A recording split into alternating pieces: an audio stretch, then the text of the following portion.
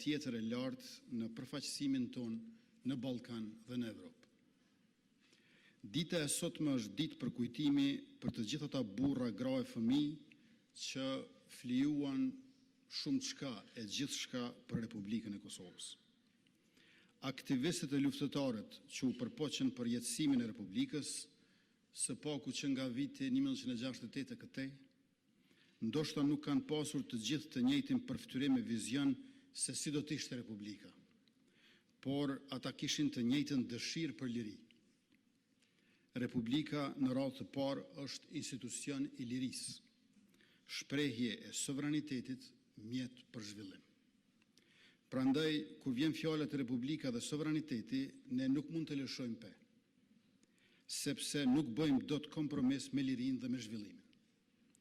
Ne i kujtojmë përftyrimet dhe vizionet e parealizuara të aktivistëve dhe të luftëtarëve që e kanë dëshiruar Republikën, sepse pas sakrificën e tyre nuk do ta kishim shtetin ton dhe mua ato na frymëzojnë e na orientojnë për ta forcuar edhe më shumë atë. Ne kujtojmë sot qëndresën paqësore të viteve 1990 dhe ne kujtojmë sot ushtrinë çlimtare të Kosovës. Ne përkulemi me nderim para dëshmorëve dhe përpiqemi që ta ruajmë dhe ta lartësojmë Republikën tonë edhe në emrin e tyre.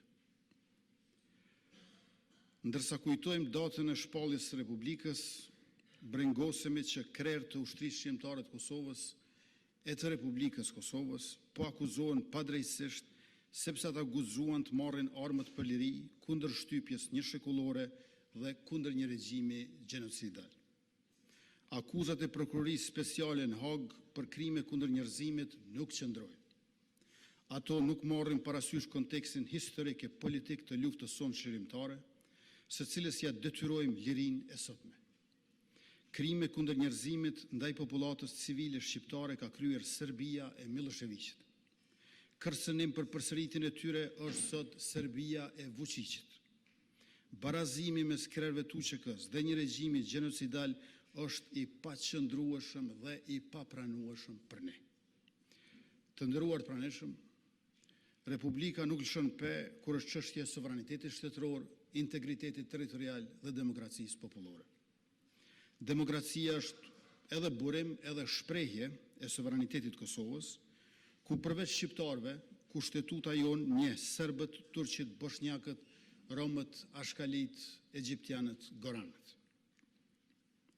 Të gjithë janë pjesë e popullit Kosovës dhe marrin pjesë në zgjedhjet demokratike, në institucionet zyrtare